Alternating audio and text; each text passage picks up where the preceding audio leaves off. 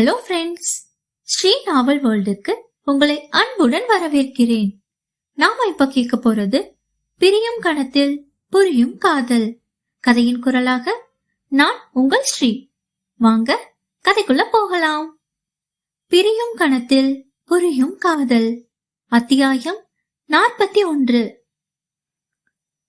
மணி மாலை 6 தொட்டிருந்தது. அந்த பெரிய மண்டபத்தினுள் அபியும் அருளும் நுழைந்தனர்.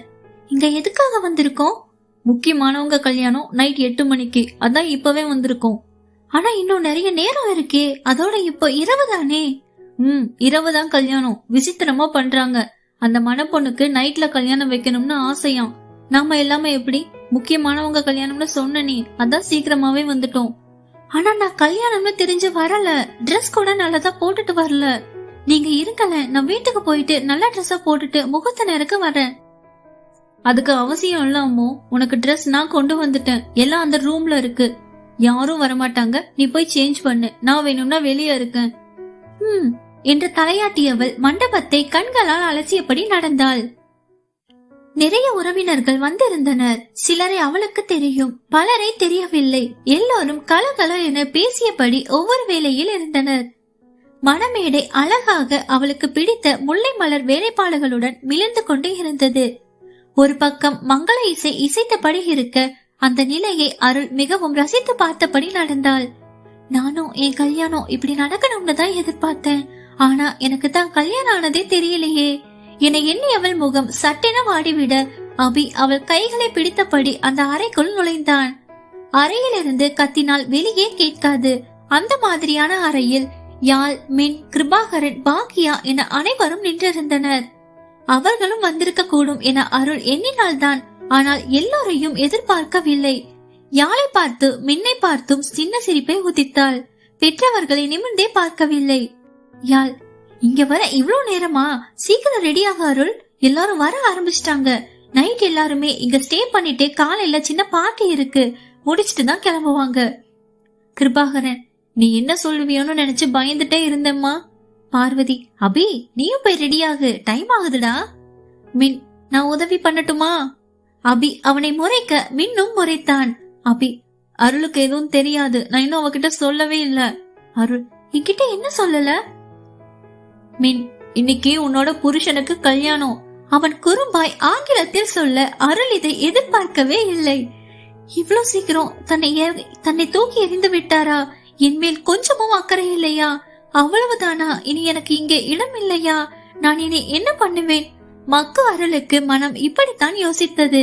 அருள் இயலாமையுடன் அபியை பார்க்க அவனோ மின்னை முறைத்து விட்டு, ஏ அம்மோ, நீ நினைக்கிற மாதிரி இல்லடி, இந்த பைத்தியம் சொல்றான்னு நீ நம்பாத. அவன் அவ்வாறு சொன்னதும் தான் மூச்சே வந்தது. அவள் பயந்த முகத்தை பார்த்த யாழ் கணவனை முறைக்க, இதுங்க என்ன முறைச்சிட்டே பஸ்மமாக்கிடுவாங்க போல, சும்மா யோசனைக்காக சொன்னதான், ஒரு கலாய்க்காக என மின் தனக்குள் பேசிக் கொண்டான்.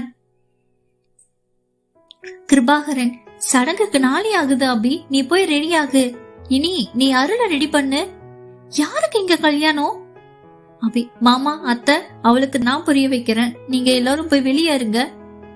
10 நிமிஷத்துல நாங்க வந்துடுவோம். பிளீஸ், நான் அருள் கிட்ட பேசணும். எல்லோரும் ஆமோதிப்பாய் தலையசைத்த பின் வெளியே செல்ல அருளோ அபியை புரியாது பார்த்தாள். நான் கேட்டதுக்கு இன்னும் பதில் வரலையே. யாருக்கு இங்க கல்யாணம்?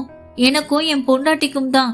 அவள் மக்கு மரமண்டைக்கு புரியாது போக சட்டென கண்ணெல்லாம் கலங்கி கண்ணீரே வந்து விட்டது. அடி அம்மோ, ஏண்டி அலற?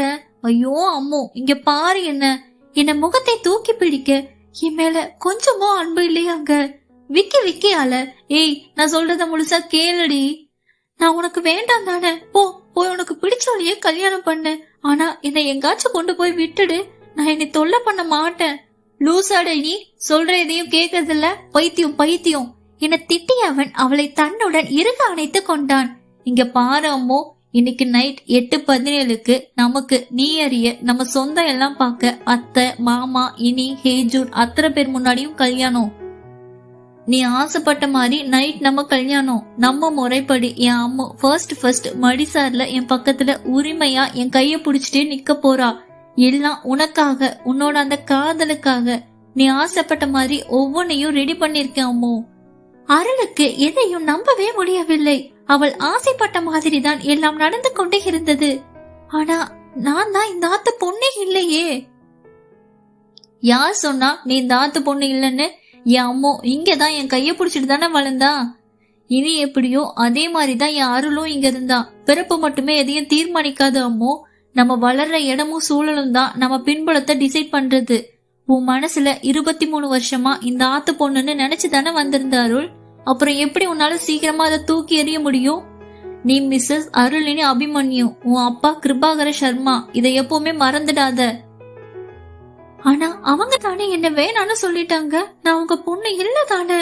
அப்பா அம்மா இல்லாத அனாதை தானே நானு. எந்த உரிமையில என்ன அவங்கள பேஸ் பண்ண முடியும்?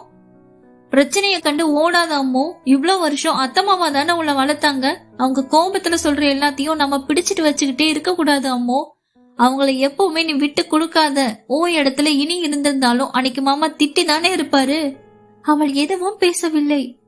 நீ இவ்வளவு வருஷமா நம்ம கூட இருக்கிற அம்மோ. உன் அப்பா கோபம் பத்தி உனக்கு தெரியாதா? உன் அப்பா கிட்ட நீ மனசு விட்டு பேசு.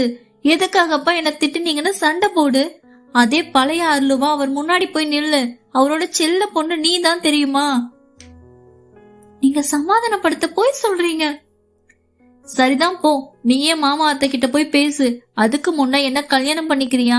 உன்னை கஷ்டப்படுத்தாம பாத்து போனான்னு தெரியல. உன் கூட சண்டை போடாம வாழவனானும் தெரியல. ஆனா நீ இல்லாம என்னால இருக்கவே முடியாது. இனிமே இருக்க முடியுமான்னு என்னால நிச்சயமா முடியாது. காதலா இல்லையா எதுவும் தெரியல. ஆனா எனக்கு நீ வேணும் அம்மோ. காலம் முழுசா.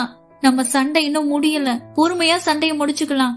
ஆனா மறுபடி நம்ம கல்யாணம் ஊரடியே நடக்கட்டுமே. உன் சின்ன விரல புடிச்சுக்கிட்டே அக்னி சுத்தி வந்து அந்த பாதத்தை என் கையால பிடிச்சு மெட்டி மாட்டி உன் கூட சேர்ந்து ஊஞ்சல்ல ஆடி குழந்தைய தொட்டில போட்டு நிறைய சடங்கு செய்யணுண்டி. மாமா. அவள் கண்கள் கலங்கி விட்டது. எத்தனை நாட்களின் பின் அவள் அப்படி அழைக்கிறாள். உணர்ச்சியின் பிடியில் இருக்கிறாள். அவள் மாமனுக்கு அது தெளிவாகவே விளங்கியது. அவள் முகம் காட்டும் உணர்ச்சியை படிக்க முடியவில்லை. அவள் என்ன ஓட்டத்தை கணிக்க முடியவில்லை. ஆனால் அவளிற்கு தற்போது அவன் அருகாமை தேவைப்பட்டது என்பதை உணர்ந்து கொண்டான். அவளை தன்னுடன் இழுத்து அணைத்துக் கொண்டான். அருளும் அவன் நெஞ்சிலே பொதிந்து போய் எண்ணங்களை சமநிலைப்படுத்திக் கொண்டாள். மறுபடியும் மிஸ்ஸஸ் அபிமன்யு ஆக ரெடியா இருக்கியாமோ? இந்த அபிய உன் ப்ரொஃபசரை கல்யாணம் பண்ணிக்கிறியா? மாமா மாமா. அவள் வார்த்தைகள் வராது தடுமாறி போனாள். என்னடாமா ஷாக்கிங்ல இருந்து இன்னும் வெளியே வரலையா நீ? சந்தோஷமா இருக்கு மாமா.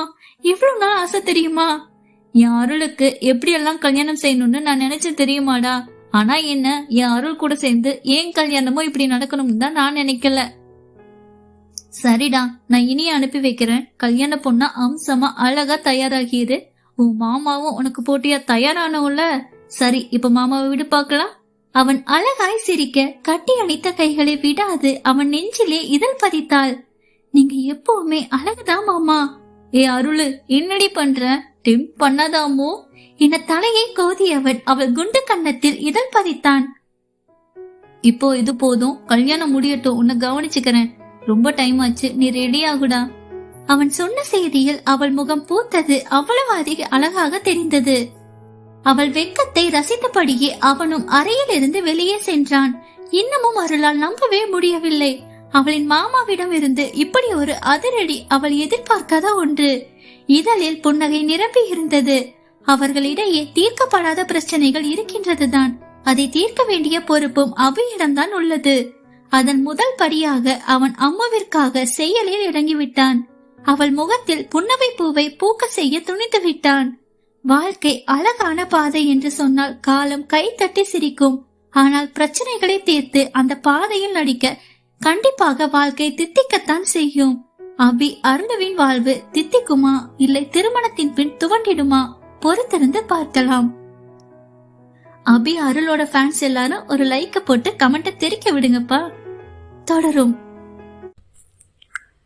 என்ன நண்பர்களே, கதை பிடிச்சிருக்கா? கதை உங்களுக்கு பிடிச்சிருந்துச்சுன்னா லைக் பண்ணுங்க, கமெண்ட் பண்ணுங்க, ஷேர் பண்ணுங்க. மறக்காம நம்ம சேனலை சப்ஸ்கிரைப் பண்ணுங்க. மீண்டும் அடுத்த அத்தியாயத்தில் சந்திப்போம். அதுவரை உங்களிடமிருந்து விடைபெறுவது நான் உங்கள் ஸ்ரீ. நன்றி, வணக்கம்.